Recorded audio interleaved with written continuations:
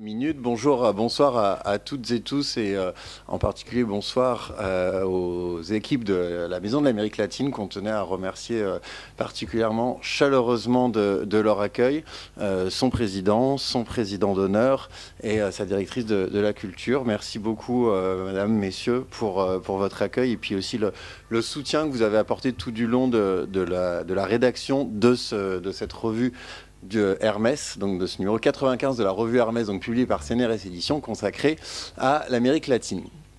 Alors, Dominique Volton nous parlera plus précisément de la revue Hermès, qui est une revue donc, de communication, de cognition, de politique.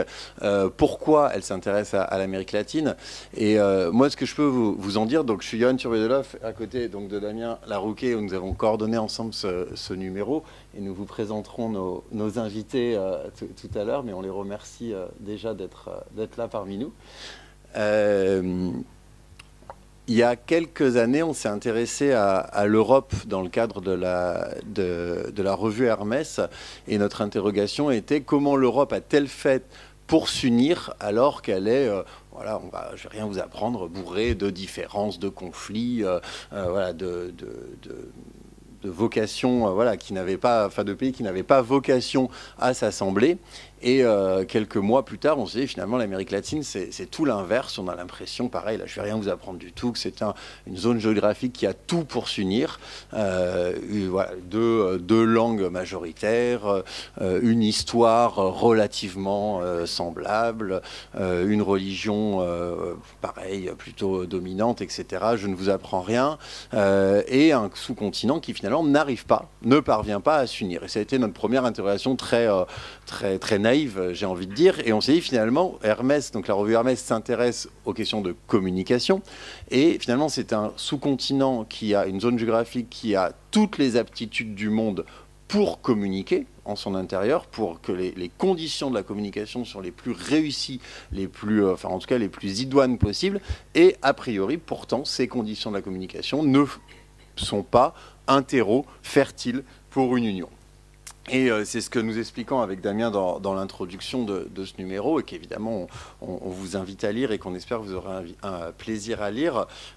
C'est qu'évidemment, et ça pareil, vous le savez toutes et tous, cette analyse est particulièrement simpliste, analyse voilà, de l'homogénéité de l'Amérique latine et finalement une analyse de l'homogénéité de l'Amérique latine qui confine souvent à une forme de folklorisme, à une forme d'exotisme qui ne traduit en rien la réalité, les réalités que nous connaissons toutes et tous de l'Amérique latine.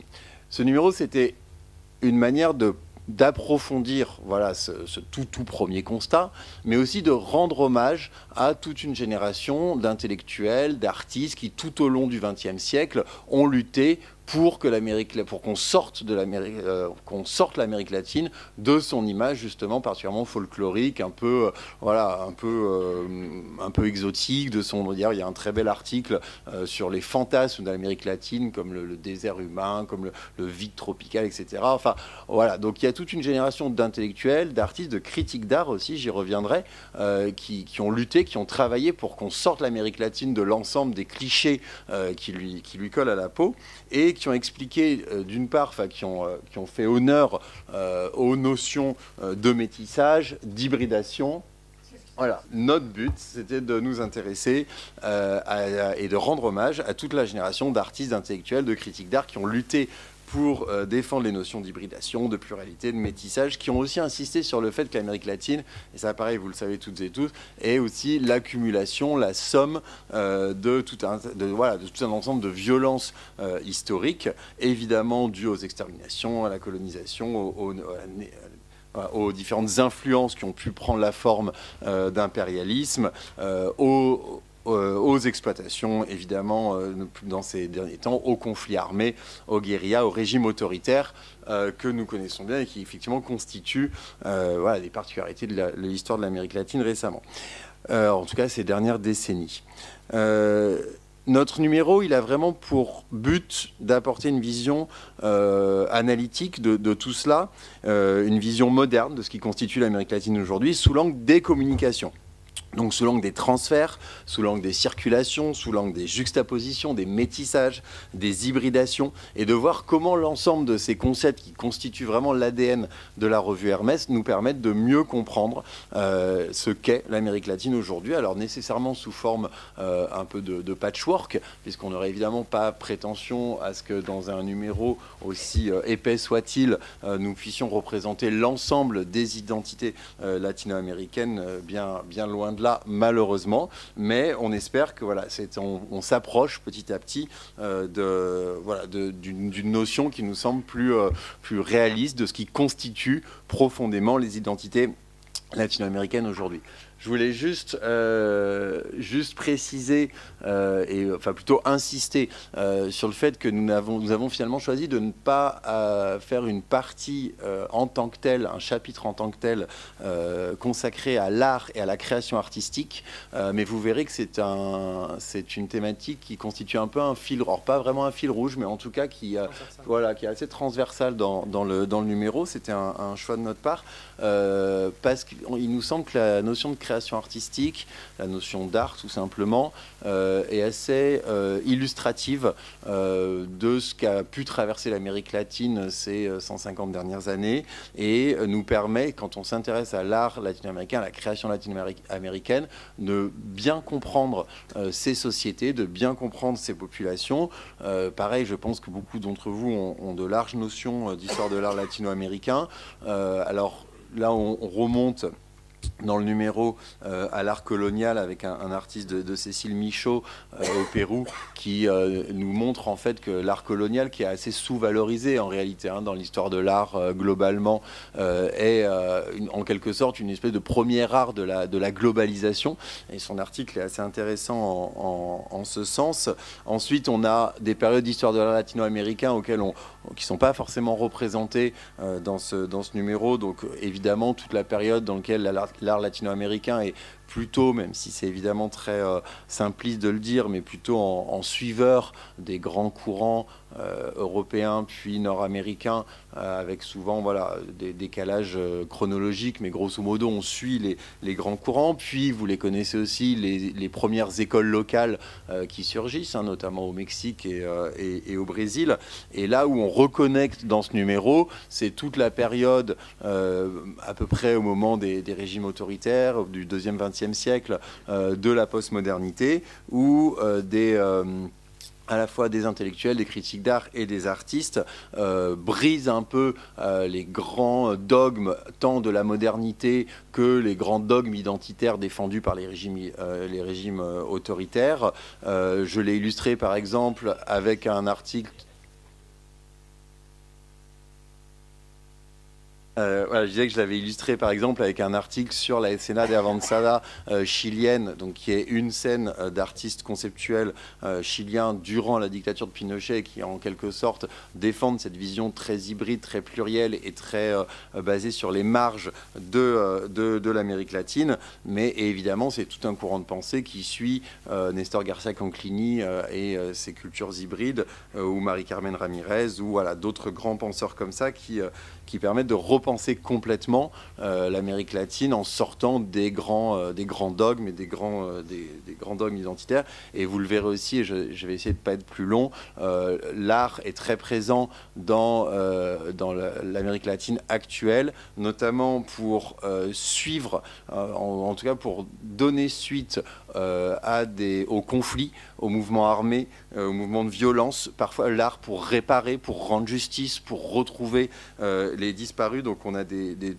articles très intéressants au Pérou notamment, et en Colombie, et sur la Colombie, et un art actuellement extrêmement présent dans les combats sociétaux actuels, est très présent dans les mouvements féministes, très présent dans les mouvements de revalorisation des cultures indigènes. Il y a un article sur l'art contemporain mapuche au Chili. Malheureusement, Élodie Borda-Chauvin n'a pas pu être ce soir parmi nous, mais elle a fait un article sur les interactions entre les mouvements féministes chiliens et européens, voire qui s'inspirent l'un l'autre. Donc voilà, on retrouve cet art très présent. Oui, c'est vrai que présente pas de dimension artistique, mais autour de la danse qui permet ces allers-retours entre Europe et Amérique latine. Et vous verrez voilà, que la notion de création artistique est très présente et jusqu'à une contemporanéité très... À Hermès, en fait, l'objectif principal scientifique, c'est de revaloriser le concept de communication, qui est un des concepts les plus dévalorisés qui soit. Au mieux, on lui préfère celui d'information. En tout cas, la communication, circuler, il n'y a rien à voir. Et nous, on pense exactement l'inverse, à savoir que non seulement il n'y a pas de rapports sociaux, mais il n'y a pas de démocratie, surtout sans communication. Et surtout, le plus-value qu'on apporte, nous, depuis un bon nombre d'années dans la diversité des numéros, c'est qu'en fait, la communication, on n'y croit pas. On est plutôt intéressé par l'incommunication. C'est-à-dire que tout le monde veut communiquer. Vous, moi, on passe notre temps à essayer de vouloir communiquer. Naturellement, ça ne marche jamais. Donc c'est ce statut théorique de l'incommunication qui, je trouve, être important et qui fait l'originalité d'Hermès. C'est-à-dire qu'en définitive, on essaie de communiquer, on bute sur l'incommunication, on essaie de négocier, on cohabite. Et cette séquence qui introduit l'incommunication a pour intérêt de montrer qu'il n'y a pas deux solutions à la réussite et l'échec dans la communication, mais que la troisième solution est de loin la plus utilisée, la plus, pas revendiquée, mais enfin présente dans nos rapports humains, ou les rapports sociaux, rapports politiques, c'est-à-dire que faire pour ne pas aboutir à l'échec. Parce que quand on passe des heures et des mois en négociation et qu'on arrive à l'échec, eh ben c'est quand même la pire des choses, et l'échec, c'est souvent la guerre derrière, la guerre qui est revenue. Donc du coup, notre démarche intellectuelle, c'est non seulement de prendre la diversité de la communication dans la pluralité de ces situations, mais surtout de traiter la question de l'incommunication. Pourquoi ça ne marche pas? Pourquoi ça ne marche jamais? À quelles conditions est-ce qu'on peut négocier et éviter la guerre? Voilà. Et quand on voit le retour de la guerre depuis 4, 5, 6 ans, dans le paysage intellectuel et politique, on comprend donc notre revue, elle traite parfois de problèmes qui pourraient toucher à la géopolitique. C'est le cas notamment de ces deux-là sur l'Amérique latine et sur le Brésil. Mais il y a aussi beaucoup de numéros. Vous avez qu'à regarder ça. Je vous conseille vraiment de regarder ça parce que c'est extrêmement bien fait. Mais passez bien un quart d'heure, parce que c'est assez long à lire, à regarder que les titres des 95 numéros. Il y en a même un 96. Bravo d'avoir mis... Elle a même choisi le titre sans qu'on soit d'accord. Enfin, c'est la vie, quoi. Bref. Mais il y a 96 numéros. De grâce, vous prenez vous le lisez. C'est que les titres. Quand vous avez fini avec les Hermès, vous prendrez les essentiels d'Hermès, qui sont un peu moins nombreux, parce qu'on a créé ça un peu plus tard, mais qui en fait ont la même démarche, mais en plus court, souvent plus polémique que Hermès. Donc, Hermès, c'est une ouverture maximum de l'esprit. Voilà. Par rapport à... Et c'est surtout la lutte contre toutes les idéologies. Un, les idéologies qui considèrent que l'information et la communication, ça vaut rien. Ou deux, les idéologies les plus puissantes, celles qui pensent qu'au contraire, qu'avec les réseaux, les tuyaux, les machines, ça ira mieux. Donc on est vraiment dans une approche en fait politique, culturelle, anthropologique de la communication. Pourquoi on a pris l'Amérique latine? Et je rappelle sur l'Amérique latine, il y a deux. Il y a le numéro 95, et puis je ne sais pas si vous l'avez montré, mais il y a celui-ci, c'est le troisième qu'on fait en liaison avec un pays avec 80% de production de la langue.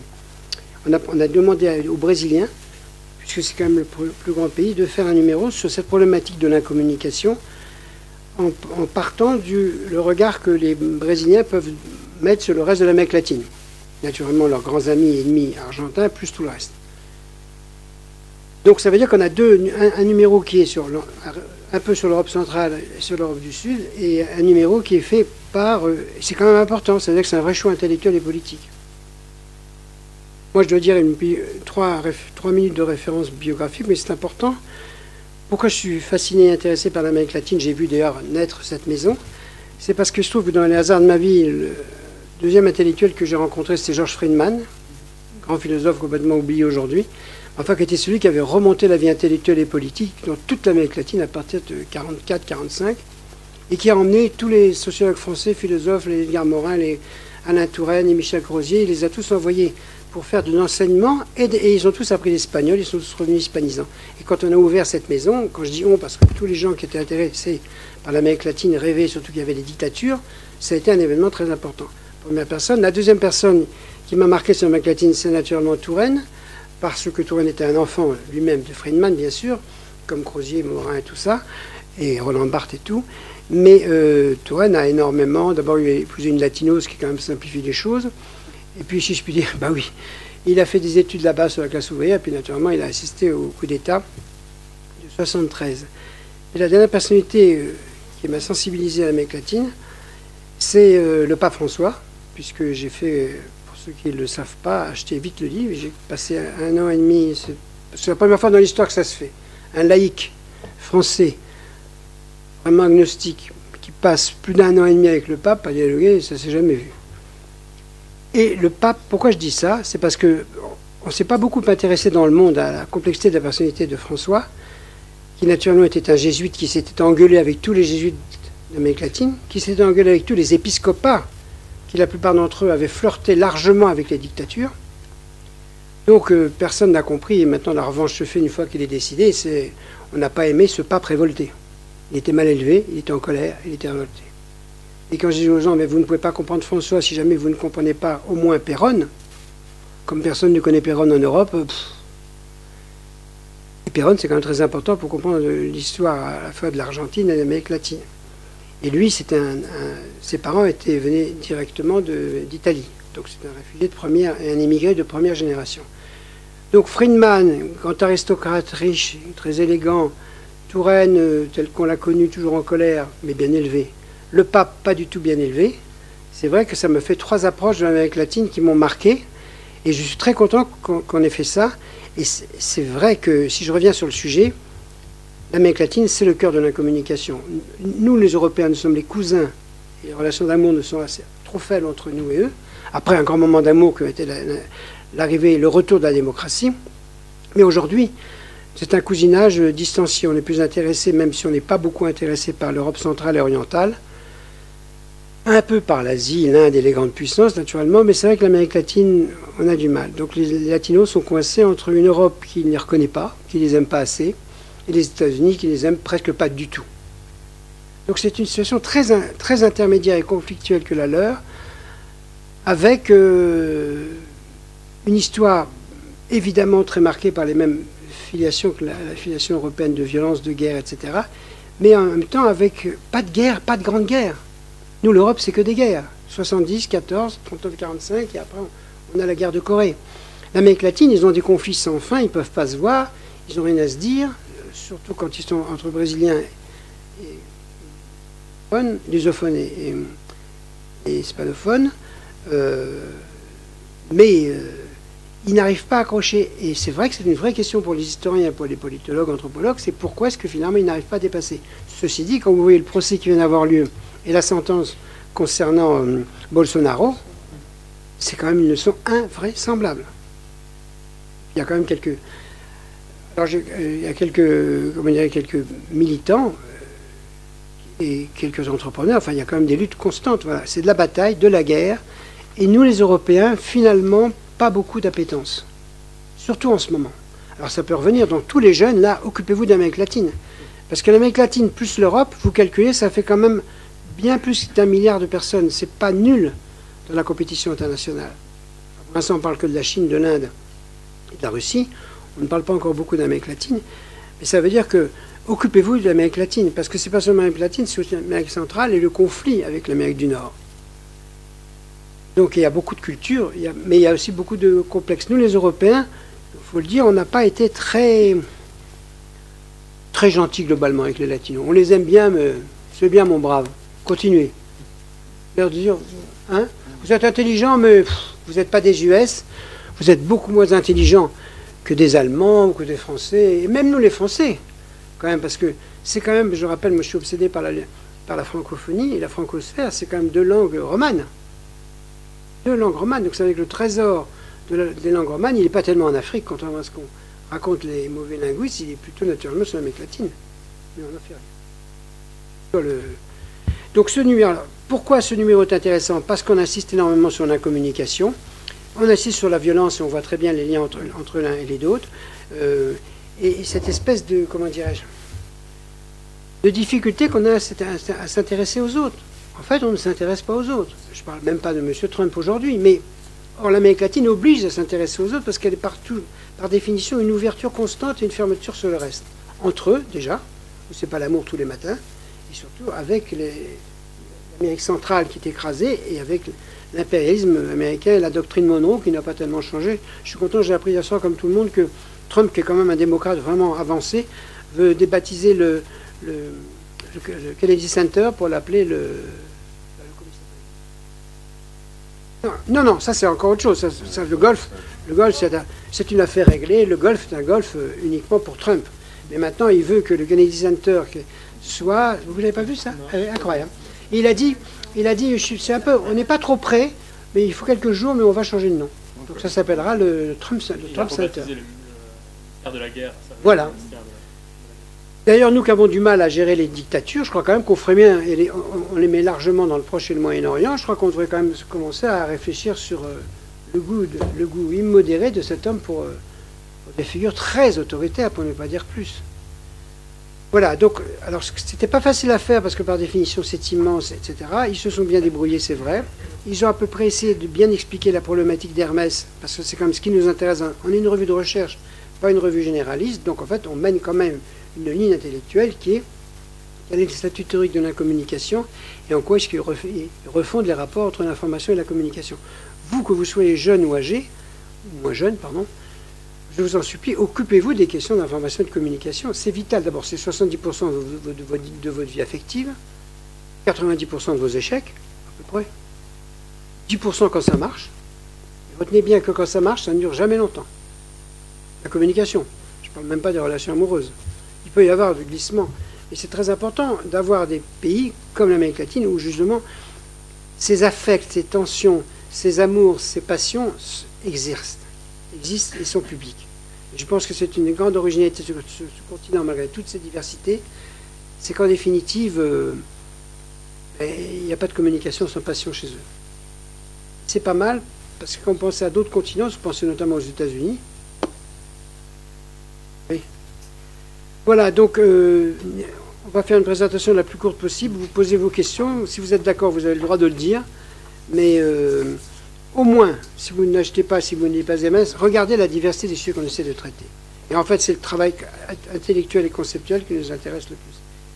Et merci aux deux héros. Là, ils ont beaucoup marché. Hein. Ils ont fait 600 000 km. Hein. Finalement, ils ont renoncé au vélo. Et ils ont traversé l'Amérique latine plusieurs fois. Lui était plus rapide que le petit, mais il fallait se méfier du petit aussi. Allez, mes amis. Je vais prendre la parole. Donc, déjà, je m'associe au remerciement de Johan envers l'Amérique latine qui nous accueille ce soir. Bien et sûr. Merci à vous aussi d'être si nombreux. Ça fait plaisir de voir une salle comme ça, si bien garnie. Pour revenir un peu à la genèse du numéro, si vous regardez effectivement les différents numéros sur lesquels Hermès a travaillé, il y a eu un numéro monographique sur l'Amérique latine, ça devait être au début des années 2000, donc ça remonte à quasiment 25 ans. Et après, l'Amérique latine a toujours été traitée par Hermès, mais de manière vraiment, pour le coup, assez périphérique, transversale. On avait quand même, ça j'en étais très fier, traité la première élection au suffrage universel en 89, où il y avait Lula contre Fernando Collor. Et c'est la première fois que j'ai mis en bandeau rouge, retour de la démocratie quand même, à l'époque, personne ne s'intéressait beaucoup. Et la victoire de Collor, qui a ensuite été obligé de... Déjà, Lula était là, donc ça représente une continuité pour un système politique qu'on dit bof, ça fait quand même 89 jusqu'à aujourd'hui. Et donc effectivement, en regardant un peu ce qui avait été produit, et Dominique Volton, qui, pour les raisons qu'il a évoquées, était intéressé pour qu'on fasse un nouveau numéro sur l'Amérique latine, donc il nous a sollicité, on est déjà membre du bureau Hermès, et donc on a réfléchi à ce qu'on pourrait faire, et effectivement avec cette approche, c'est une revue, il l'a dit, de communication, mais qui est aussi finalement pluridisciplinaire. Et donc on voulait accrocher l'Amérique latine par divers points de vue, divers regards, avec cette problématique un peu sous-jacente. Finalement, l'Amérique latine existe-t-elle en réalité? Elle existe dans nos projections mentales. Elle est latine parce que c'est aussi le fruit d'une histoire complexe.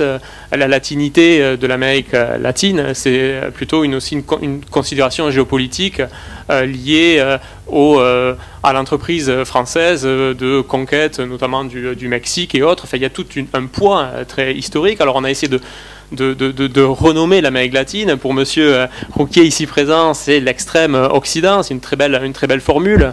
Extrême, on a eu l'occasion d'en parler dans un échange d'ailleurs pour Hermès, où vous nous disiez qu'extrême c'est Occident, on comprend bien, parce qu'elle est liée effectivement à cette région du monde à la conquête ibérique, elle a des connexions, des circulations, des identités communes, et elle est extrême peut-être aussi, surtout parce que ça voudrait dire en Amérique latine une forme de réalité augmentée. Tout y est souvent plus radical.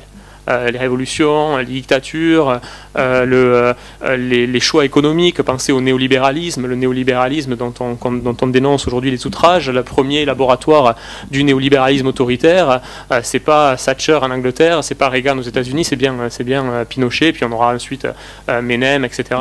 Donc bref, il y a une certaine manière de voir l'Amérique latine. Beaucoup aujourd'hui disent qu'il faudrait reconsidérer notre manière justement de nommer la région. C'est la raison pour laquelle de plus en plus on parle dans les études décoloniales que pratique par exemple ma collègue Lissel Quiroz d'Abya Yala. Ce serait la vision, on pourrait la qualifier la conception régionale de l'Amérique latine, donc qui est vue comme une terre de grande opportunité. Donc peut-être que dans quelques années, dans 30-40 ans, on ne donnera plus des cours à la fac en France d'Amérique latine contemporaine, mais pourquoi pas d'Abya Yala contemporain.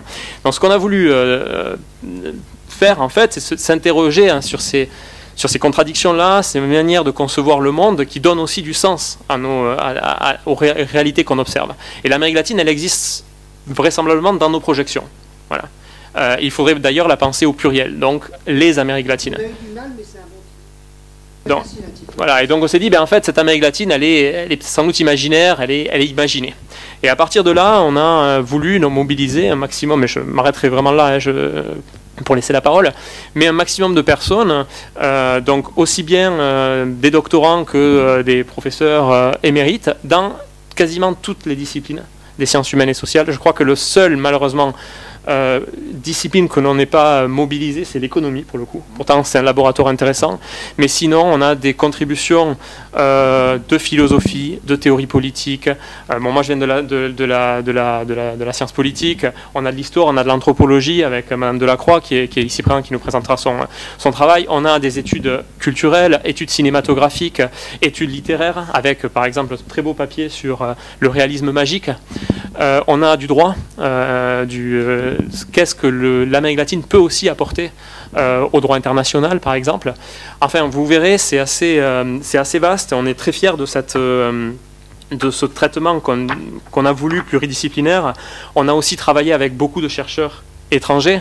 La revue Hermès, Monsieur Volton l'a laissé entendre, c'est une revue internationale et on a des collègues partout. Ce numéro spécial Brésil, il a été fait par entre autres mené par des collègues du bureau, du comité qui sont au Brésil.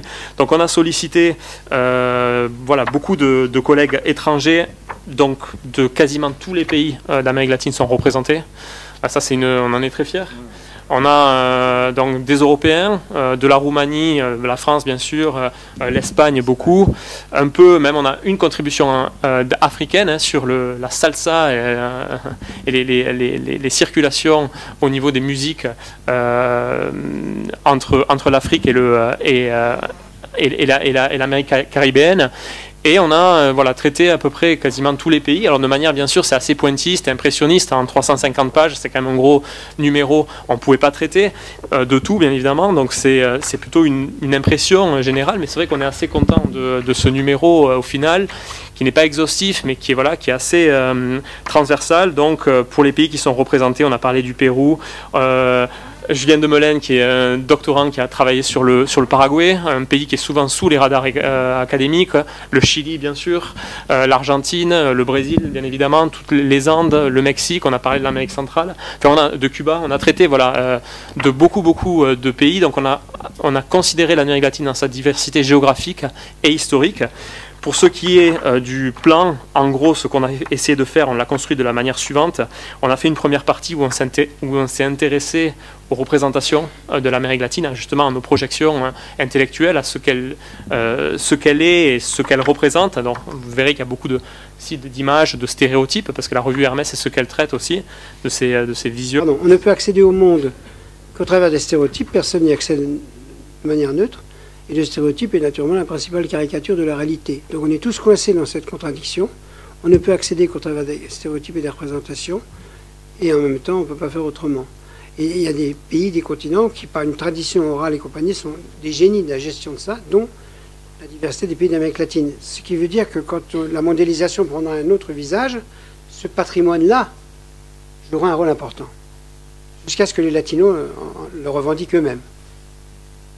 Pas forcément pour le moment. Mais là, je m'excuse, le détour politique par la condamnation de, si on va jusqu'au bout avec Bolsonaro, ça induira des mutations culturelles fortes. Donc effectivement, après dans cette partie de représentation imaginaire, on s'est intéressé à ce qu'on appelait la nation et les identités. Hein. Qu'est-ce que c'est? Qu'est-ce qui fait la différence finalement? Enfin, sur quoi se construit par exemple le nationalisme paraguayen? Qu'est-ce qui fait qu'on est paraguayen et pas argentin alors qu'on partage vraisemblablement historiquement la même culture, la même religion? Vous avez aussi avec des approches très originales. Par exemple, l'influence, la xénophobie qui porte sur la communauté chinoise, par exemple, dans le Sonora au Mexique. Voilà, des approches très singulières, avec des papiers voilà, issus d'ailleurs, pour le coup, là, c'est une chercheure américaine. Donc on a brassé très large. Dans la troisième partie, on s'est intéressé aux conflits et aux mémoires. Voilà, l'Amérique latine, c'est aussi une histoire mouvementée, une histoire chaotique.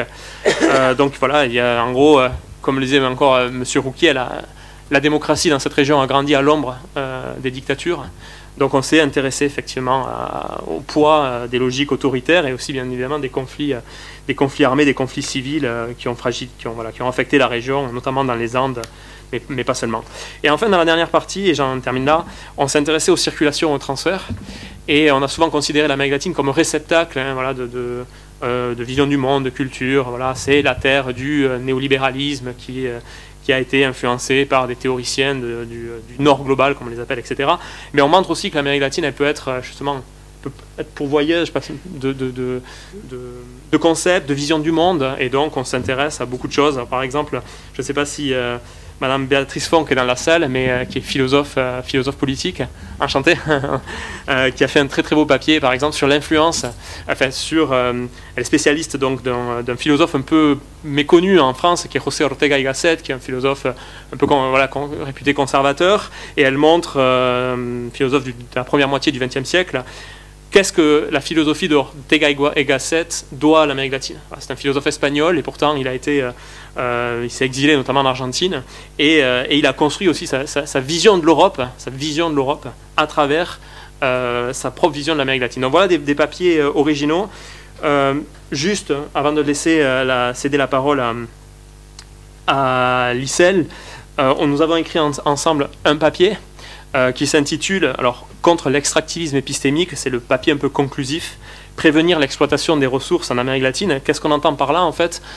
En deux mots, on sait que l'Amérique latine est le territoire de l'extractivisme, c'est-à-dire de cette logique qui veut qu'on aille prédatrice, qu'on aille récupérer, exploiter des ressources.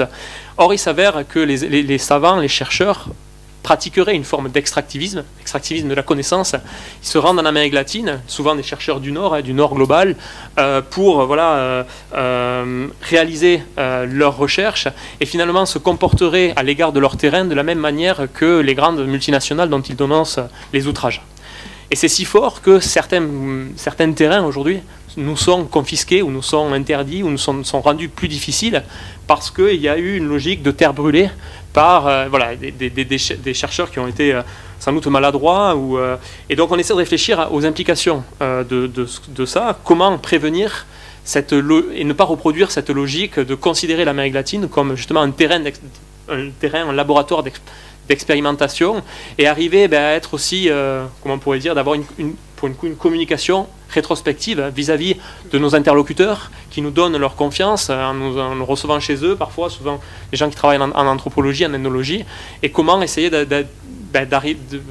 d'amortir, disons, l'impact qui peut parfois être délétère de nos recherches sur certains terrains. Voilà, il est très difficile de travailler sur certaines communautés aujourd'hui parce qu'il y a eu des pratiques qui ont été pas malveillantes, mais qui me posent des problèmes. Et on s'est intéressé donc dans cette conclusion, une logique, une réflexion d'épistémologie sur ce que ça veut dire aussi que faire de la recherche en Amérique latine quand on est un chercheur ou un étudiant qui a son salaire, enfin, qui vit et travaille en Europe. Voilà. Donc je laisse sans transition la parole justement à Lissel, qui évoquera pas notre papier, mais plutôt les travaux qui sont les siens sur la littérature décoloniale en Amérique latine, qui a aussi beaucoup à nous apporter justement sur notre propre histoire. Merci Damien. Bon, avant de parler proprement de ces travaux, peut-être que je vais faire d'abord vous avoir invité à lire le papier dont tu viens de parler et à féliciter aussi le travail que vous avez ici, parce que comme vous venez de le dire, c'est un projet très ambitieux et il faut vraiment saluer, en tout cas moi je salue cette, comme vous venez de le décrire, cette volonté de rassembler des disciplines, de faire croiser quand même dans ce numéro des espaces, des problématiques et des recherches. Et donc d'abord, merci parce que a priori, par exemple, mes travaux ne seraient pas forcément liés, et on va les retrouver dans votre revue. Et je dirais que c'est ça aussi peut-être en tant que... Alors je suis historienne de formation, mais je travaille dans une faculté d'études qui s'appelle désormais études interculturelles, internationales et interculturelles, pardon, parce qu'on vient de changer l'appellation. Je suis dans ce qu'on appelle en France, disons la civilisation, j'enseigne la civilisation latino-américaine, ce qui en soi déjà pose un certain nombre de questions, rien que c'est une civilisation latino-américaine, sachant que c'est quand même faculté où on n'étudie pas le portugais, par exemple, donc ce qui pose beaucoup de problèmes. Et à titre personnel, je m'inscris effectivement dans une ligne qui est celle des études décoloniales d'Abya Yala, enfin, d'Amérique latine. Pour nous, enfin, depuis cette perspective-là, je développerai peut-être un petit peu ensuite, parce que ça vous a laissé dans l'interrogation sur cela. Donc moi je trouve, en tant qu'historienne, d'abord que ce numéro et comme vous venez de le présenter, marque une étape nouvelle dans la recherche latino-américaniste. Comme vous venez de le souligner dans vos interventions, il y a eu un moment d'intérêt de la France. Enfin, cette revue, elle est située depuis la France, et moi je vais parler peut-être un petit peu plus vers, comme on disait, le vous. Moi je prendrai le nous, étant péruvienne, et donc ayant aussi ce regard de l'autre côté. Hein. Ce rapport de la France avec l'Amérique latine me paraît extrêmement intéressant de souligner ici pour comprendre le sens et la portée de ce numéro. Hein, comme vient de le présenter, hein, il y a eu nous sommes à un moment un petit peu de distance. Hein, il y a eu un temps dans les années 60-70 où la France était beaucoup plus intéressée par les Amériques et l'Amérique dite latine en particulier. Et ces dernières années, en tout cas le XXIe siècle, il y a comme une distance. Alors je dirais, bon, pour des questions effectivement de géopolitique, alors c'est pas moi qui pourrais développer, ou je ne vais pas développer davantage, mais cette distance et cet intérêt de la France est bien plus limité, a permis de voir et d'avoir de la recherche, une recherche latino-américaniste aussi un petit peu différente, dans la mesure où nous sommes de plus en plus de latino-américains et latino-américaines qui sommes aussi entrés dans cet espace français à proposer non seulement des thématiques différentes, mais des points de vue et des perspectives différentes pour montrer et puis sortir un petit peu, et c'est, je pense, votre volonté de ne pas rester dans un espace un petit peu on va dire franco-centré, mais de proposer d'autres perspectives. Et ça, c'est vraiment à saluer. Et c'est pour ça que je pense que ce numéro déjà marque une étape et a une richesse qu'il faut saluer. Alors maintenant, peut-être passons justement à qu'est-ce que c'est que cette nouvelle ou ce nouvel espace, ou un espace un petit peu différent en France. Je parle de la recherche latino-américaniste colonialiste en France, c'est celle qui a permis d'entrer d'autres perspectives, des perspectives de recherche qui viennent depuis non seulement le continent latino-américain, mais qui croisent plutôt des perspectives nouvelles, qui sont celles, pour ma part, hein, et que peut-être en quelque sorte je représente à plusieurs titres, à savoir celles des recherches sur ce qu'on appelle le genre, c'est-à-dire comment les problématiques particulières des femmes et des minorités sexuelles également, et qui s'introduisent ou qui vont être portés en fait à une recherche, disons, plus fine, enfin à analyser les phénomènes sociaux d'une manière plus fine. Il y a aussi la question en fait de nos problématiques identitaires, qui n'ont pas été...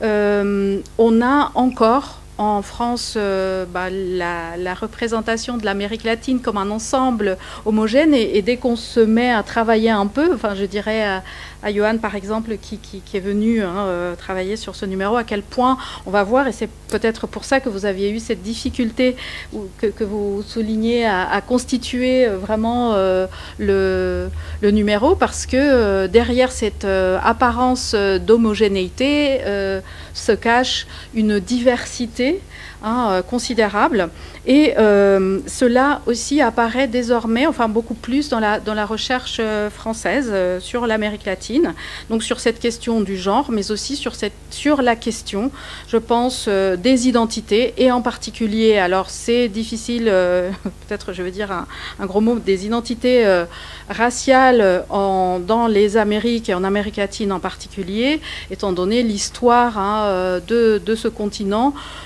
qui a vraiment été un laboratoire, bon ça je ne vous apprends rien en disant ça, mais non seulement politique, mais aussi de populations qui se sont retrouvées non pas de manière volontaire, mais dans un contexte de globalisation du capitalisme et de la domination européenne. Et c'est cette perspective-là qui est celle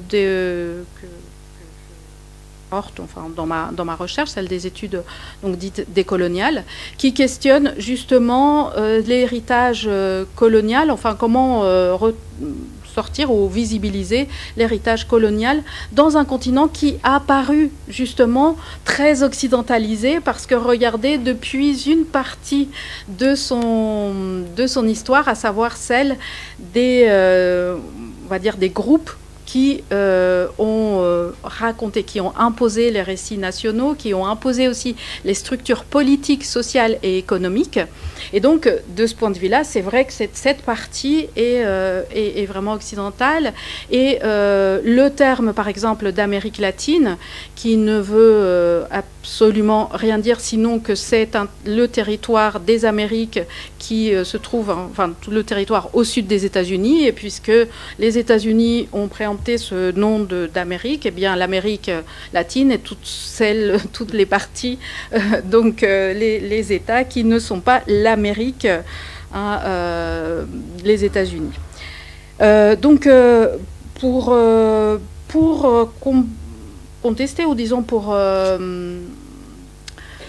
questionner ce rapport, y compris du lexique, de la nomination, de notre façon de nous nommer et de considérer nos institutions et notre culture, nos cultures, eh bien, on propose le terme dans les études décoloniales, en prenant aussi appui sur ce que beaucoup de peuples autochtones qui contestent ce terme d'Amérique latine proposent, un terme Guna, donc d'un peuple entre le Panama et la Colombie, de Dabiayala, qui veut dire terre en langue Guna, terre en pleine maturité, terre riche,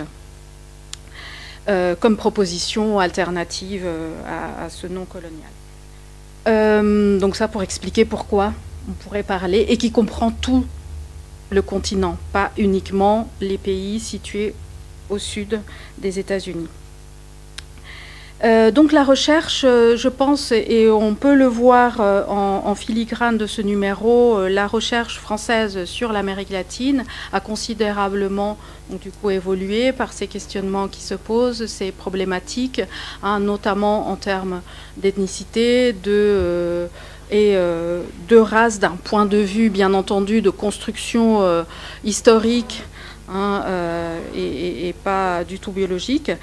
Ces questions se posent aujourd'hui davantage, et c'est pourquoi je considère que le titre que vous avez choisi est particulièrement pertinent. Hein. Imaginer, qui est-ce qui imagine, comment on imagine, et comment on peut imaginer aussi le continent, hein, depuis plusieurs perspectives, et pas seulement celle de l'espace de la domination. Hein, comment donc un regard depuis, je dirais, les groupes subalternes peuvent aussi, hein, changer. Vous avez indirectement, même s'il n'y a pas des articles précisément, hein, autour de ces questions, en filigrane, comme vous avez dit, vous avez beaucoup d'articles présentés intéressants sur des questions culturelles comme celle de la musique. J'ai trouvé ça particulièrement, enfin, toutes ces entrées, hein, sur les cultures, les entrées culturelles extrêmement intéressantes. Alors concernant, et je vais peut-être en finir là, sur mes problématiques de recherche, je ne parlerai pas trop, vous verrez. Je remercie d'ailleurs, puisqu'il y a un compte-rendu d'un ouvrage que j'ai coécrit avec Philippe Collin et qui s'appelle Pensée décoloniale, une introduction aux théories critiques d'Amérique latine, si vous voulez en savoir un petit peu plus sur ces recherches et sur cette perspective. Donc je remercierai encore, enfin je remercie, je pense que j'ai les 10 minutes, j'ai un petit peu débordé, en disant que toutes ces problématiques par ailleurs, en plus de mes recherches universitaires, j'ai co-créé un podcast qui s'appelle Notre Histoire @ Autre Histoire. Ça me fait penser à cela parce que sur la question en particulier de la salsa et sur ces problématiques, vous avez beaucoup parlé de musique et d'art, eh bien j'ai produit justement plusieurs épisodes sur la samba, enfin sur la musique, donc la samba, la salsa et le reggaeton, au masculin et au féminin. Donc voilà, pour voir un peu ces questions culturelles, comment elles imprègnent aussi nos recherches, pas uniquement universitaires, mais de vulgarisation de nos travaux. Voilà, merci beaucoup. Merci beaucoup. Alors, c'est forcément un peu frustrant de présenter une revue puisqu'on aurait envie de rentrer dans chaque thème. On a parlé d'extractivisme épistémique, on a parlé d'art contemporain, et un thème qui nous tenait à cœur est celui que Dorothée Delacroix, donc, qui est maîtresse de conférence en anthropologie à l'IHEL, nous a proposé. Et voilà, j'ai un souvenir presque assez ému de notre première conversation. Vous aviez plein d'idées à proposer à la revue. Et puis, vous m'avez dit, puisque vous parlez de communication, j'aimerais parler de communication avec les morts. Et alors là, j'ai dit, bingo, on y va. Et donc, on sait que, pardon, vous êtes un petit peu pressé par le temps. Et merci d'être présente parmi nous. Merci beaucoup, parce que votre article est particulièrement remarquable. Et voilà, on voulait vous proposer d'en savoir un petit peu plus sur vos recherches et sur cet article. Merci à vous, les coordinateurs du numéro. Peut-être effectivement pour essayer de tenir dans le temps, merci aussi beaucoup à Sacha Serrero qui fait un minutieux travail d'édition et avec beaucoup de patience. Merci pour tous ces échanges. Elle le mérite parce que c'est 145 auteurs dans 3 langues, donc bravo elle, vraiment. Voilà, vraiment. C'est vrai que dans les 10 minutes qui m'étaient imparties, je comptais vraiment rentrer sur mon terrain et vous donner à voir ces enjeux d'après-guerre au Pérou, d'être beaucoup plus précise. Et j'espère que je ne vais pas l'être trop, mais bon, j'ai besoin d'incarner ces récits. Donc je suis anthropologue, je travaille sur les effets différés de la violence en Amérique latine et en Espagne, plus particulièrement au Pérou et dans la région du Pays Basque et de la Navarre. Et je m'intéresse principalement à la gestion politique et intime des morts et des disparus, en fait, après des épisodes de violence politique. Ces violences politiques, elles laissent matériellement des corps meurtris, des corps absents et des corps fantomatiques. Et dans ma contribution à ce numéro, c'est vrai que j'ai voulu précisément aborder les relations aux morts, donc les communications avec les morts, ces fantômes. Je précise que je viens vraiment de l'anthropologie politique. Moi, je me suis intéressée aux politiques de réparation aux victimes. Je me suis intéressée aux politiques de réparation symbolique, donc aux monuments aux morts. À la manière dont les gens élaborent des monuments aux morts dans les communautés paysannes des Andes notamment, et à toute la question de la hiérarchisation des victimes que ça implique. Quelles victimes on commémore, quelles autres victimes on occulte. Et ces manières dont les gens élaborent des monuments m'ont conduit à mener des enquêtes répétées, des enquêtes ethnographiques déployées sur 10 ans dans les communautés paysannes andines, et à arriver précisément dans les Andes d'Apurimac. Donc l'Apurimac, ça se situe entre Ayacucho et Cusco, et j'ai travaillé dans un district de 1200 habitants répartis en plusieurs communautés.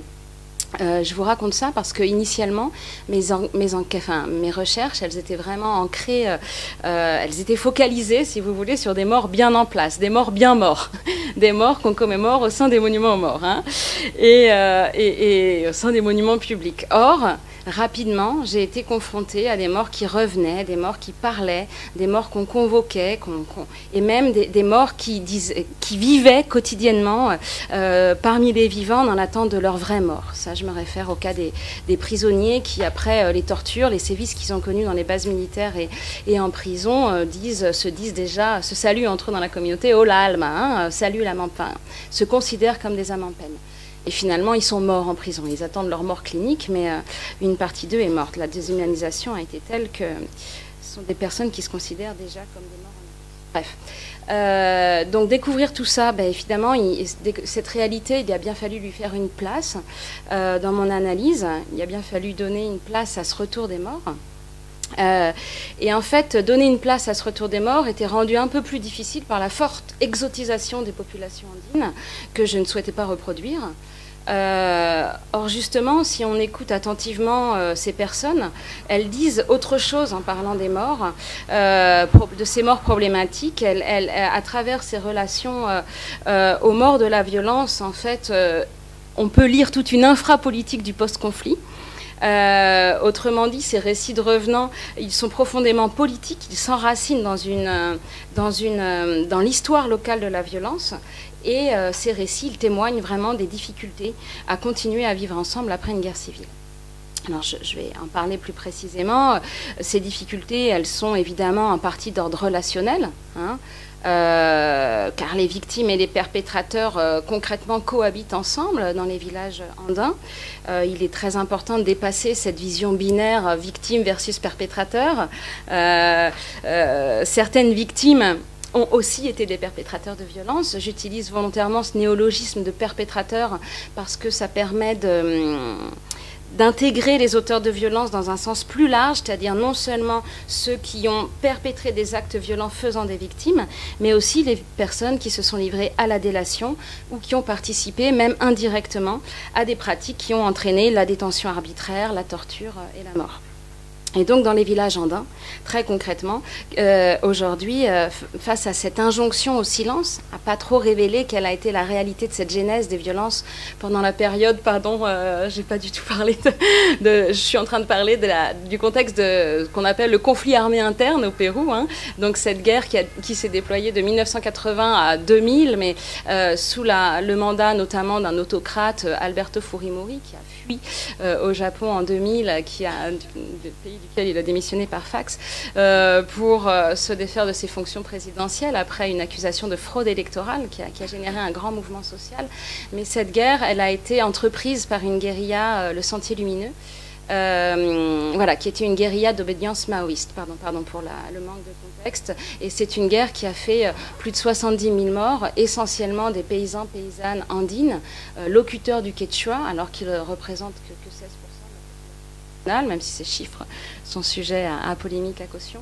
En tout cas, l'épicentre des violences, ce sont vraiment les Andes, et en particulier la frange paysanne du pays. Voilà. Et donc, je suis en train de vous relater là, les détails que je donnais juste avant avaient vocation à vous dire à quel point cette guerre, elle a été un conflit fratricide, en fait. Et pas seulement cet aspect caricatural parfois, parce qu'aussi les ONG en faveur des droits de l'homme ont besoin de mobiliser sur la scène publique, ont besoin des bailleurs de fonds internationaux et ont besoin de mobiliser des critères d'innocence des victimes. Et voilà, c'est pas si simple voilà. Bien sûr qu'il y a des dizaines de milliers d'innocents, bien sûr. Mais les gens, il ne faut pas oublier non plus, ce serait un peu taire l'agentivité des paysans andins que d'oublier qu'ils ont aussi pris les armes pour des idéaux qui n'étaient pas forcément, d'ailleurs, complètement en phase avec ceux du Sentier Lumineux. Ils voulaient récupérer des terres. C'était des idéaux beaucoup plus pragmatiques, un temps beaucoup plus court et pas forcément celui de la révolution du Sentier Lumineux. Mais voilà, cette guerre, et avec le pic de violence qu'on a connu sous Alan Garcia, avec la formation des rondas campesinas, des comités d'autodéfense, la notion de guerre civile a commencé à faire sens. L'État a armé des paysans pour contrer Sentier Lumineux. Et en fait, un bain de sang a commencé aussi à partir du moment où d'anciens conflits fonciers se sont réglés dans le sang. Bon. Donc ces villages andins qui ont été au cœur de la guerre civile sont aujourd'hui, maintenant que j'ai donné un petit peu d'éléments de contexte, sous le coup d'une très forte injonction au silence. Il y a plein de tabous liés à cette guerre. Il y a plein de tabous. Je ne peux pas davantage développer, mais bon, les acteurs armés, notamment les forces armées de l'État, ont commis des viols dans les campagnes, énormément de viols. Et voilà, si vous voulez, aujourd'hui, ces récits de fantômes, je les considère aussi comme des registres discursifs discrets qui évitent un langage politique trop explicite. Ces fantômes, ils nous disent quelque chose sur le post-conflit, tout en permettant une certaine protection de l'énonciateur. On se prémunit des potentielles représailles dans le village en parlant de ces fantômes. Autrement dit, il existe un langage voilé qui permet d'imputer des responsabilités tout en protégeant l'énonciateur. Il s'agit de dire sans dire, en fait. C'est ce que je nomme les murmures accusatoires. Donc, je développe une anthropologie politique des rumeurs, y compris dans le Pays Basque où je travaille. Et il en va aussi des récits de revenants. En fait, en exprimant dans l'intimité des foyers leurs relations complexes aux morts de la violence, les gens disent leurs difficultés du quotidien. Ils dénoncent le maintien de certains criminels dans des positions de pouvoir localement. C'est hyper fréquent. Et il et elle évoquent la présence de fosses communes, durablement closes et largement tabous. Donc ces gens disent aussi toute la difficulté des relations de voisinage, parfois des relations conjugales, lorsque le nouvel époux bloque toute tentative de récupération du premier mari assassiné durant le conflit armé.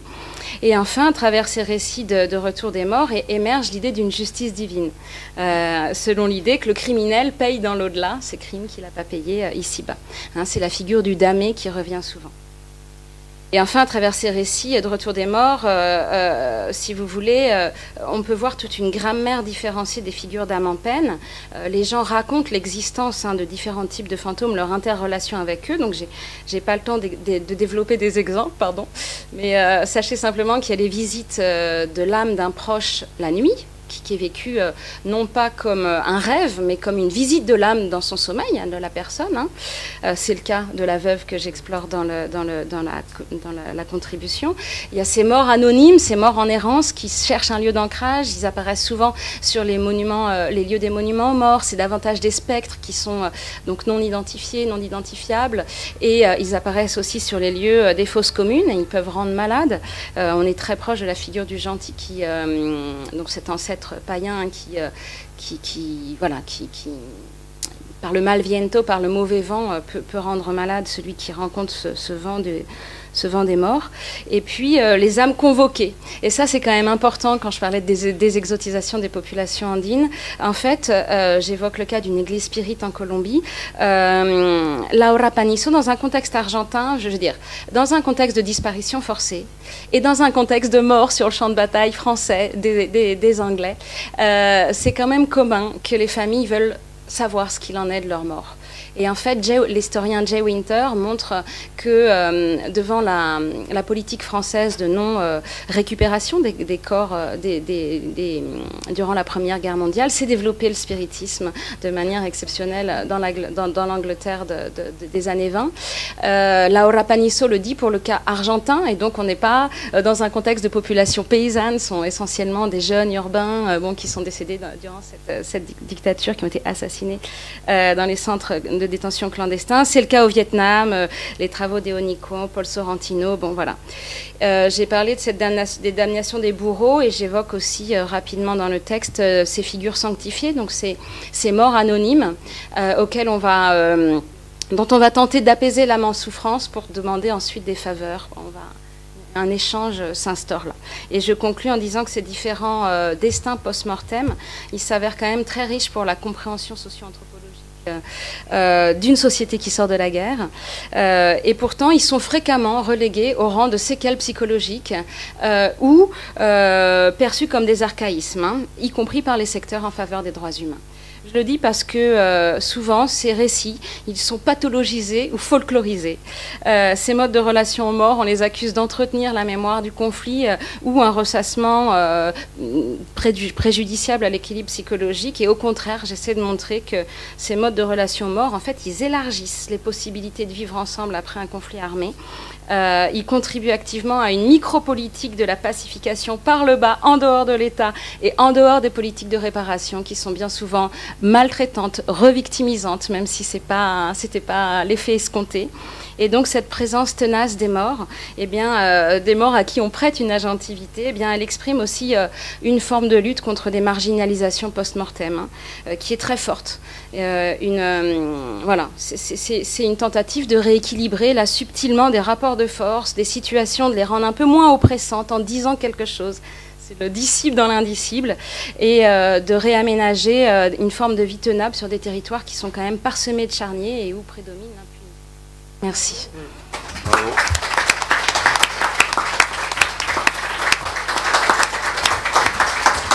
Merci. Rassurez-vous, il y a des sujets plus légers. On a eu des textes sur le reggaeton, sur le funk brésilien. Voilà, quand même, on ne va pas plomber l'ambiance en parlant que des morts. Et donc l'article s'appelle « Aider les morts à mourir, communiquer avec les âmes vagabondes des morts de la violence en Colombie et au Pérou » dans la 3e partie de la revue pour celles et ceux qui l'ont déjà sur vous. Merci beaucoup en tout cas. Merci particulièrement à toutes les deux. Et d'ailleurs Dorothée, vous disposez comme vous. Voilà. Parfait. Ah bon, on est bon alors, on est large. Évidemment, on se pose la question de savoir si vous avez parmi vous des questions, des commentaires, de profiter de la présence de nos invités et de Dominique Volton pour les poser ou les exprimer. Voilà, dans les voir des contributeurs ou contributrices, parce qu'on sait qu'il y en a qui veulent prendre la parole pour nous dire en 2 minutes ce qu'ils ont voulu faire ou ce qu'ils ont fait dans la... Mais 2 minutes, parce que sinon, ça ne va pas parler. Julien ? Le Paraguay est tellement sous les radars académiques que c'est bien d'avoir une petite contribution paraguayenne dans ce numéro. Voilà, en 2 minutes, est-ce que tu peux nous dire ce sur quoi porte ton travail? Donc, bonsoir à toutes et tous. Moi, je travaille un peu sur le Paraguay. Je me suis intéressé un peu sur la figure de la langue guarani et la femme paraguayenne, parce que c'est un discours qui est toujours présent dans le discours politique. Donc, il n'y a pas de discours politique qui ne finit par « vive la femme paraguayenne, vive la race guarani ». Donc, c'est un peu paradoxal. On a un peu parlé des études décoloniales et les études de genre. Ce discours-là est installé au Paraguay depuis les années 30. Donc, il y a eu toute une génération d'intellectuels qui ont construit un peu cette image de la nation à partir de la figure de la femme et de la langue. Donc moi, je travaille un peu les paradoxes d'un pays où il y a 70% de la population qui parle une langue amérindienne. Donc c'est le seul pays de l'Amérique latine qu'il y a une majorité de la population qui parle la langue amérindienne et pas la langue coloniale. Et un peu les tensions dans le discours nationaliste. Donc pour faire bref, merci.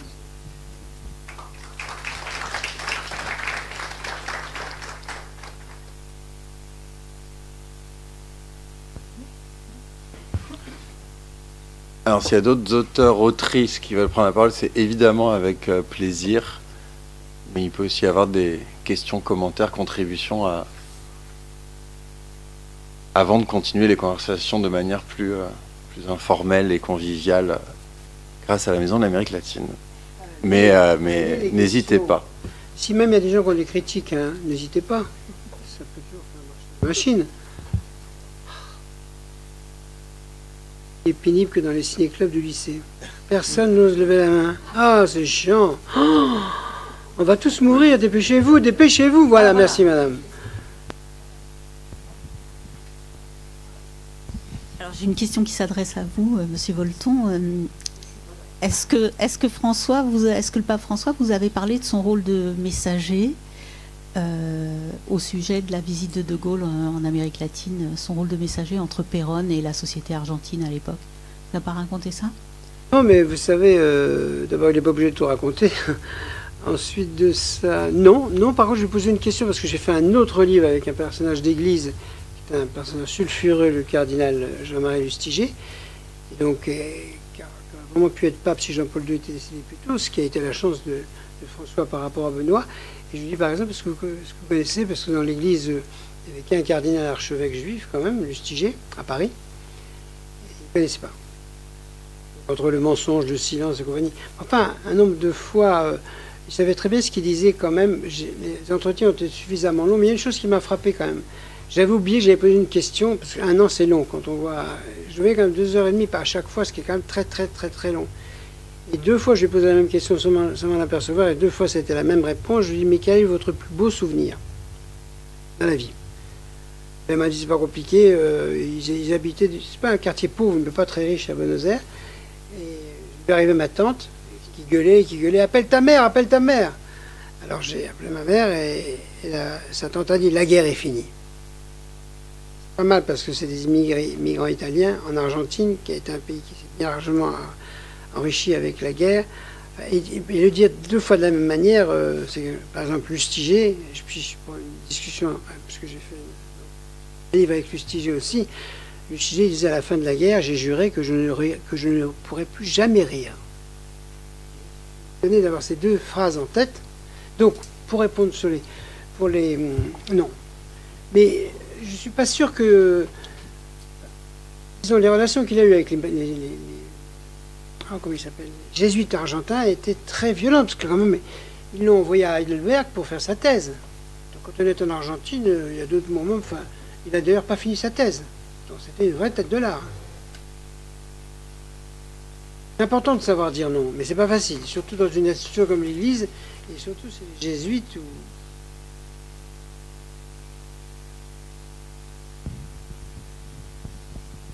Alors oui, qu'est-ce qu'il aurait fait alors? Oui. C'était un rôle très subalterne et très matériel. À l'époque, il était enseignant à Rosario, je crois. Et cette anecdote, elle m'a été racontée par quelqu'un qui est ensuite devenu un politicien péroniste, pas très notable, mais enfin qui a quand même exercé des fonctions sous-ministérielles.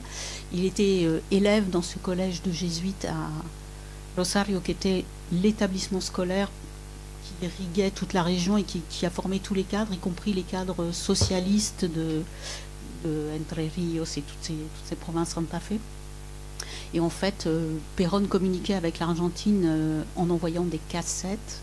Et pour cette région-là, le futur pape était une des personnes qui avait reçu les cassettes où Perón donnait comme consigne que pour l'arrivée de De Gaulle, les péronistes pouvaient, et c'était même encouragé, d'aller accueillir De Gaulle à son arrivée en Argentine. Et toutes les ambiguïtés qui justifiaient ça. Voilà. Et vous savez, Perón, moi, ça me fascine, parce que ça n'intéresse pas l'Europe. Mais Perón et les Perón, puisqu'il y a plusieurs histoires, c'est une personne incroyable de l'histoire. Ça ne nous intéresse pas. Du coup, le péronisme est aujourd'hui encore là, c'est ça que je veux dire. 50 ans, quoi. Est-ce qu'il y en a qui travaillent sur Perón, là, par exemple, non? Dans la salle? Occupez-vous de lui. Hein. Pas très en forme, mais c'est pas grave. Qu'est-ce qui vous intéresse? Pourquoi vous êtes là? C'est quand même intéressant de savoir que vous êtes là. Je vous remercie. Ah, merci, madame. Merci, pardon. Je vois rien. Bonsoir, merci à tous vous. J'ai connu la revue Hermès par Internet, quelques articles reproduits par des collègues. Je suis de la Bolivie. Je travaille sur la géopolitique des minorités, c'est-à-dire comme des minorités lors de la création des soi-disant États nationaux, du jour au lendemain se sont trouvés divisés entre plusieurs États dans le cadre de l'Amazonie, le Chaco, même les Andes. Il y avait la guerre des cartes géographiques. Il y avait chaque virreinato, audience ou l'État national avec sa carte géographique de l'époque dessinée. Mais ce qui m'a touché beaucoup, c'était le travail de Madame Delacroix sur les morts. Moi aussi, j'ai travaillé un certain temps sur les rapports entre la mort et l'économie. Parce qu'il y a bientôt, c'est la fête de la Toussaint. Si on analyse, il faut se communiquer avec les morts, parce que les morts dans les Andes, je ne sais pas si c'est pas la même chose où tu as fait tes études, arrivent avec la pluie le 1er novembre.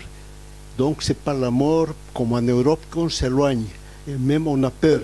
Il arrive avec la pluie et ça peut rester jusqu'à Carnaval ou la Corpus Christi. Ça dépend. Et même les enfants, quand il y a des enfants qui on fait pas le culte à la mort, il peut attirer la gelée, la grêle.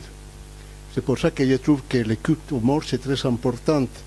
C'est pour ça que les morts, comme Dorothée il dit, il faut qu'ils soient vraiment morts.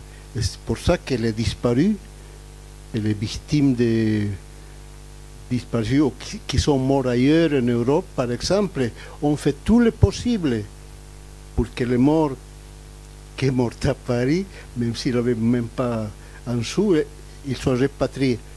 Parce que si on ne répatrie pas les morts, il attire la mauvaise chance à toute la communauté. Je parle de communauté de ce plateau et paysans, pas en ville. En ville, c'est la même chose.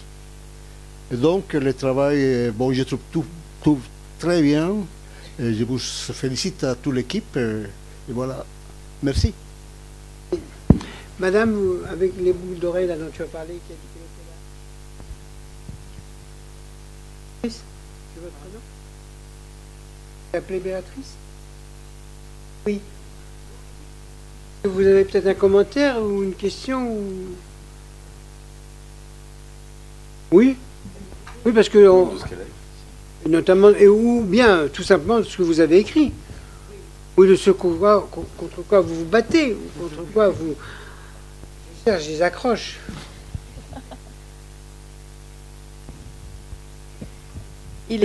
Pardon, vous imaginez, madame, comment ça doit être vraiment ennuyeux à l'Académie française? Parce que quand on va déjà ici, ça a du mal à chauffer. Alors à l'Académie française, et au Collège de France, il y a des gens sérieux, hein?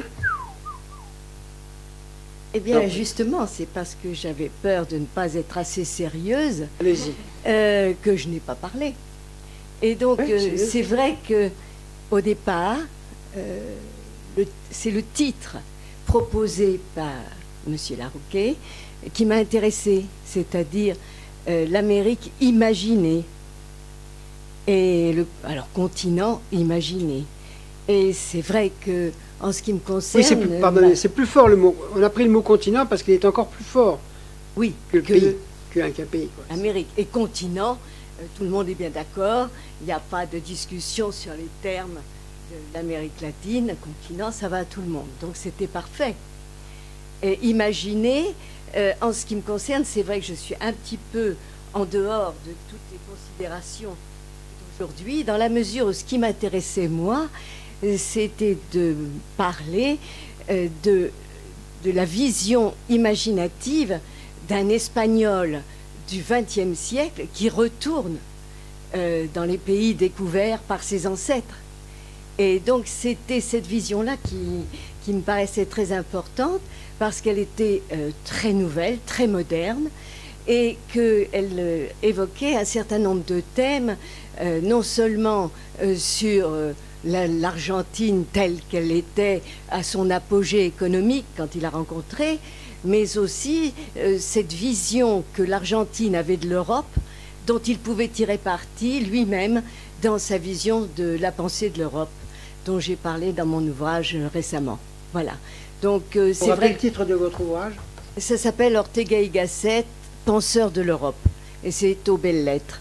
Donc c'est un ouvrage qui a 1 an, et c'est vrai qu'il me semblait important de présenter aux Français la vision d'un Espagnol de l'Europe. On n'en parle pas assez, et donc cette vision pour un Français sur l'Europe qui passe par l'Amérique latine me paraît être enrichissant pour les Européens que nous sommes.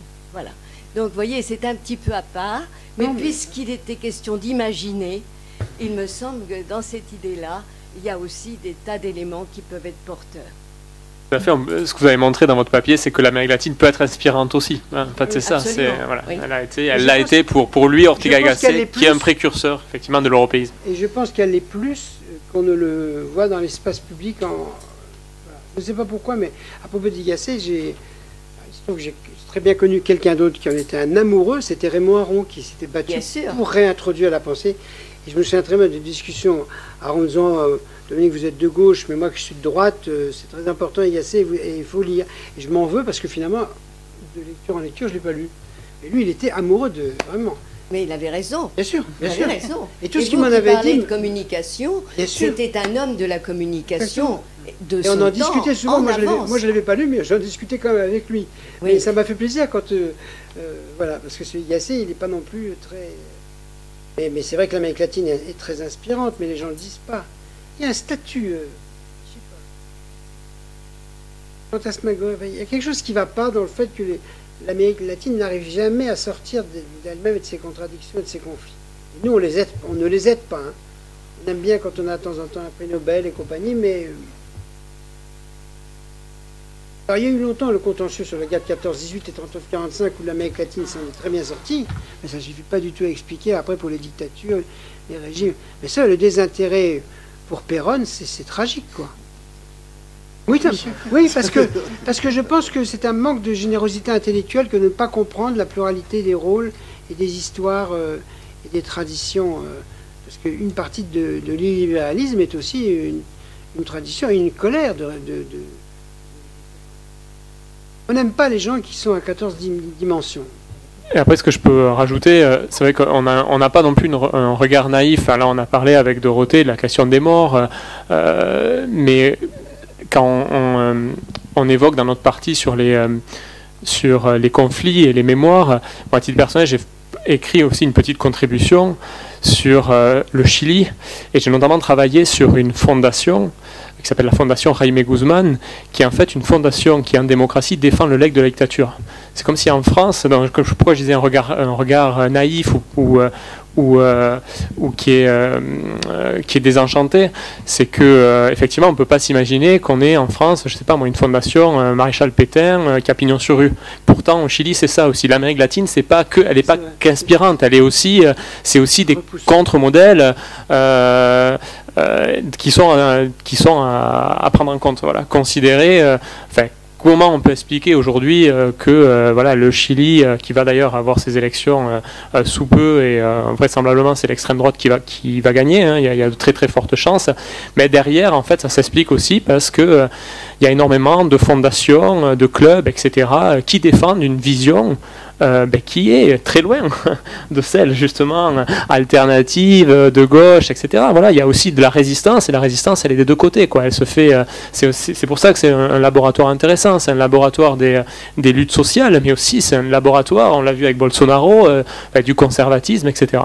Donc c'est ça aussi qu'on a voulu montrer. Voilà, on parle aussi bien des morts que du funk brésilien, mais aussi de ces institutions qui ont pignon sur rue et qui défendent des visions néolibérales, autoritaires, ultra-conservatrices, réactionnaires. Et bon, vous l'avez évoqué, M. Volton, en attendant, il faut se réjouir qu'aujourd'hui, le Brésil, hier ou avant-hier, donne une leçon de démocratie au monde entier quand même. Bolsonaro qui prend 27 ans de prison, c'est un signal très fort qui est envoyé notamment justement aux États-Unis. C'est aussi ça, bien évidemment, qu'on a essayé de montrer, donc dans sa pluralité, voilà, pluralité des regards. Et on n'est pas naïf, voilà, c'est aussi un territoire de résistance dans tous les sens du terme, où il y a une très forte polarisation, et ce qu'on a essayé aussi de montrer. Ouais.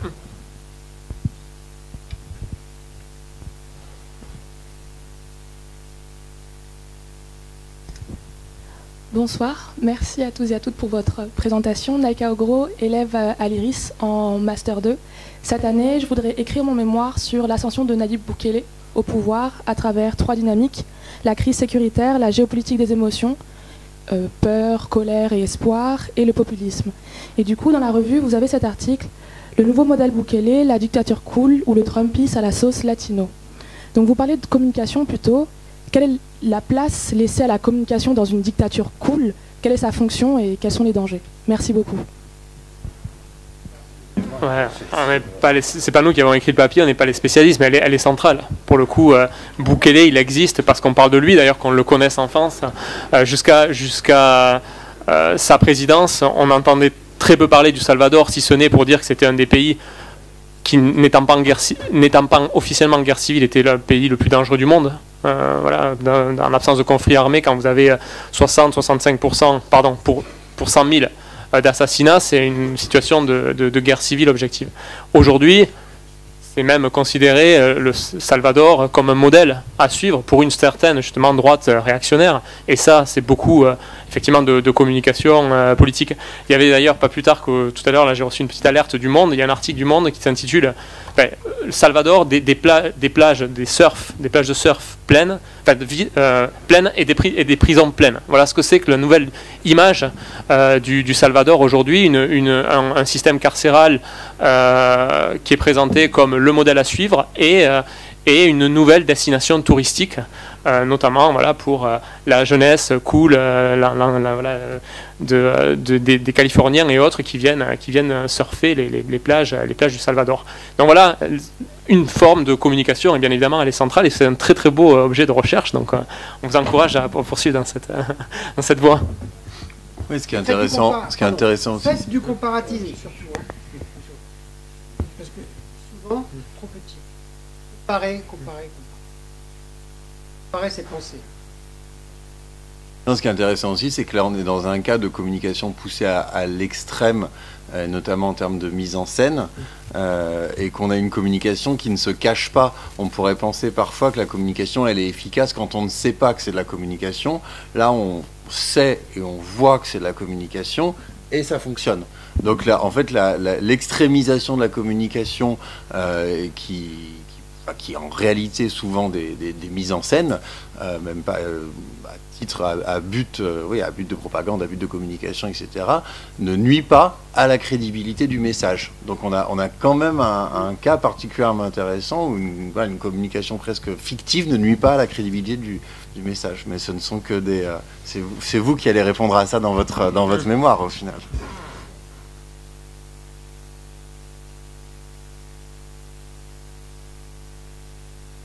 Alors.